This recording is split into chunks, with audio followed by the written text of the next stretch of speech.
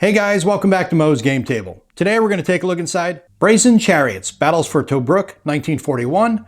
This is a game designed by Jim Daniels and published by Multiman Publishing.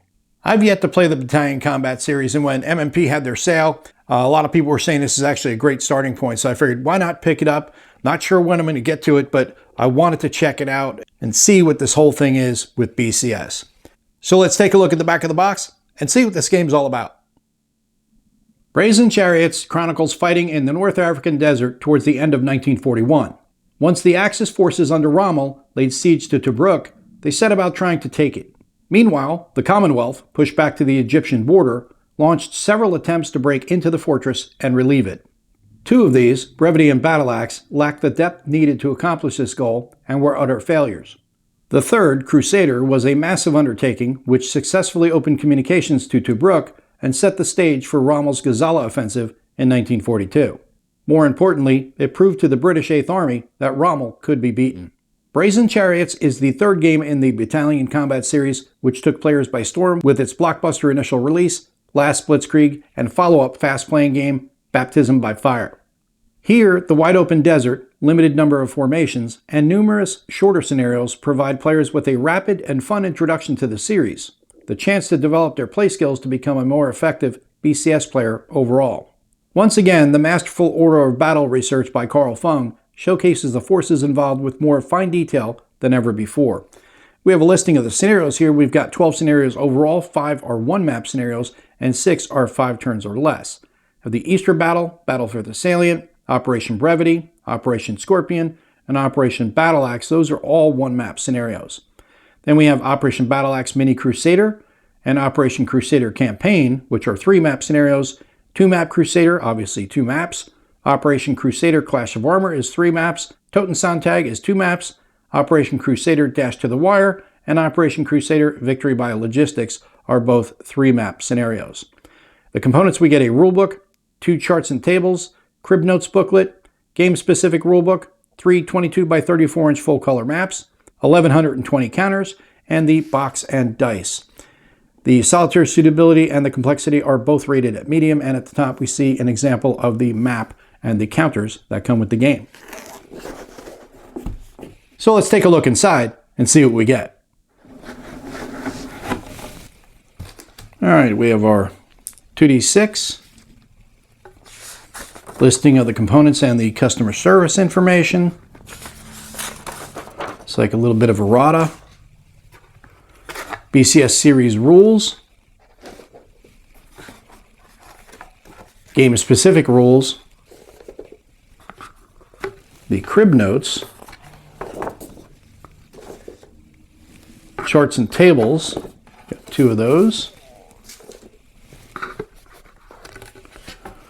Counter sheets. And our maps. So let's set up the maps and take a closer look at the game. And we'll take a look at the maps that come with the game. We're going to look at them in sequence, maps A, B, and C. We're going to look at them all individually rather than trying to lay them out and show them to you that way. At the top, we have the turn record track for the Easter Battle on the left and the Battle for the Salient on the right. Down here, we have the Axis Snafu chart and then the Rommel available and effects box. You can see it's centered on Tobruk at the top. So pretty simple, straightforward map, exactly what we're used to seeing from MMP. Then we have map B, and finally map C, where we've got the demarcation between Libya and Egypt. Solemn and Bardia are the major cities. At the top we have turn record track for Operation Brevity, Operation Battle Axe, and Operation Crusader, as well as the Snafu chart and the Rommel available and effects box. The terrain key is on the right-hand side of the map. And we'll take a look at the player aid that comes with the game. This is Charts and Tables version 1.2. Always keep in mind that MMP does update their charts and tables as well as their series and game rulebooks. So this is an easy way to keep track of which one you have versus what is the latest one. We have the engagement table, combat table modifiers, barrage table, the combat table, advance after combat, and then the retreats information at the bottom of the sheet. On the reverse side, we have the Snafu table and Snafu results effects, as well as the attack sequence, fatigue increase table, and the unit capabilities chart. Next, we'll take a look at the counter sheets that come with the game, and there are 4 sheets. 2 have units, the other 2 are administrative counters.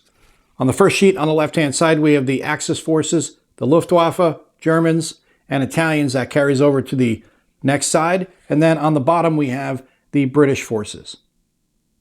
On the next sheet, we have the British Guards units at the top, followed by the Australians, the Indians, New Zealand, and South African forces, and then the remainder are administrative counters. And then the final 2 counter sheets are all of the administrative counters for use in the game. Next, we'll take a look at the series rules that come with the game. We're on version 1.2. On the front cover, we have the table of contents listing out all the different rule sections and their associated page numbers. Then we get into the introduction, game components, breakdown of the counters. On the next page, markers, types and special symbols, unit symbols, and then we have the unit types and classes explained to you, rules, and then the setup notes. And we have fog of war and the different terms that are in use throughout the rule book so you can understand what they're saying when they talk about them. Then we get to the game turn sequence of play on page 5, as well as an illustrated example of a safe path at the top of the page. Then we have the activation phase broken down for you, some play notes up the top in the call-out boxes, activating formations, second activations, command formations, command radius. And we have a complete activation example illustrated, explained to you here. And that carries on for a couple of pages. And then we get to the objective zones, recon objectives, coordination, prepared defense, formation activation markers. And we get into the basics of movement and then the terrain effects on movement.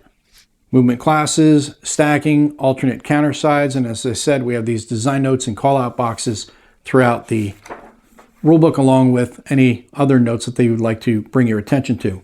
Realistic movement is optional. Zones of control, stopping engagements and in engagement zones, combat, and then an example of engagement and standoff support. Then we have attacks, shock attack illustrated example on page 19. Advance after combat, retreats, and then the retreat execution explained to you here, illustrated example of retreat. Then we have barrage execution, artillery barrage, illustrated example here, barrage missions, attack by fire, another example for that. Then we have specialized rules for headquarters, headquarter jumping, support display on the map, illustrated example. Then we have reinforcements, replacements, independent units assignment, snafu, supply, fatigue, and isolation.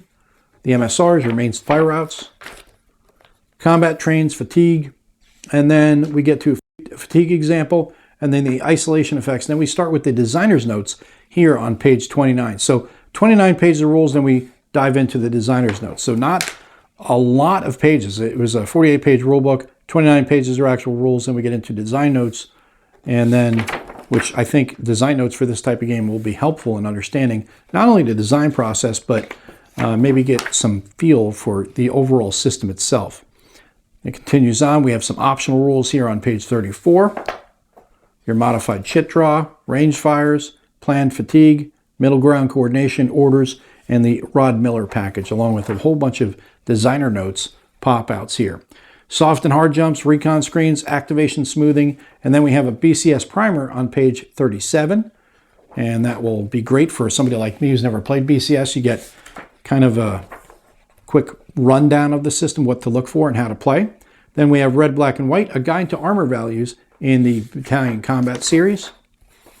Then we have examples of different types of AV, the activation phase sequence of play, the attack sequence, the combat table modifiers, combat table, and retreats, engagement table, barrage table, the barrage example, the snafu table, the snafu result effects, and then the unit capabilities chart, as well as the fatigue increase table, which we've seen on the player aids, so it's good to have them also in the rules. Then we have the sequence of play, activation checklist, headquarter and combat train, jumping and retreats, combat trains, fatigue increase table, safe path, isolation, and the retreat answer key on the back of the series rulebook. Now we'll take a look at the series rules crib notes version 1.2. This is a 4-page foldout that's going to give you some, like it says, crib notes on remembering some of the rules and just a quick reference during play. Unprepared units, safe path, out of command radius effects, staying in command radius, objectives, prepared defense, traffic, stacking orders, zones of control, stopping engagements, engagement zones, so on and so forth, retreat execution, spotters, headquarter retreats, elimination of all headquarter units. Then on the back we have the mixed formations, train movement, optimal distance, jumped or retreating trains, all the way down through isolation effects. So great little reference to have when playing the game. Next, we'll take a look at the game-specific rules for Brazen Chariots. This is a 36-page full-color rulebook.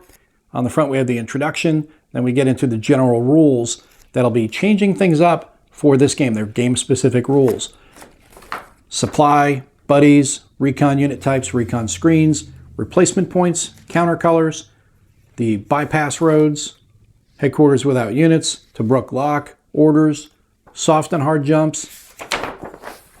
Then we have some Axis special rules for Rommel support, KG Breel, Commonwealth special rules for support, naval gunfire, and victory conditions. And then we get into the scenarios starting on page 6. And typical MMP scenario setup, it's going to be all text, no pretty pictures. It's just going to give you all the data dump that you need to set up all of your scenarios. And that's going to make up the majority of the book. It's a 36-page book. Only have 6 pages of game-specific rules. The remainder are going to be the scenario setups. And we can just kind of flip through them because not much to see as far as anything special. Then we get to, on page 25, a note of thanks, and then developers notes here to follow along with, so you can get some information from Dean Essig as far as developing the series. Then we have historical notes from Carl Fung, who is the Order of Battle Master. Then we have the Order of Battle notes. Reputation, redemption, the Italians, uncommonly wealthy, the Commonwealth and its allies. I like to play on words. Get into armor, so which unit had what tank. Then we have map research, scenarios and victory conditions, and then some recommended reading, as well as the selected bibliography. Then on the back, we have the Brazen Chariots terrain effects chart. And that is a look at everything you get inside of Brazen Chariots, The Battles for Tobruk, 1941. This is a game designed by Jim Daniels and published by Multiman Publishing. Well, this is the third in the BCS series, and this is my first. I had looked at it before. I wasn't sure if I'd like it or not. After talking to several people, they said, you probably will dig it, so give it a shot. MMP had that sale. Figured I couldn't pass it up, so I got a copy of it, and we'll be checking it out to see if this is something I'll like or not. But from what I've seen, it looks pretty interesting. And only, 28, 29 pages of rules, so not a tremendous amount, not like 50, 60, 100 pages of rules, anything like that. So for a new system to check out, pretty digestible, and there's a lot of support online for it. And as I said before, if you're new to the series or new to anything from MMP, always look at the top because it says Series Rules version 1.2.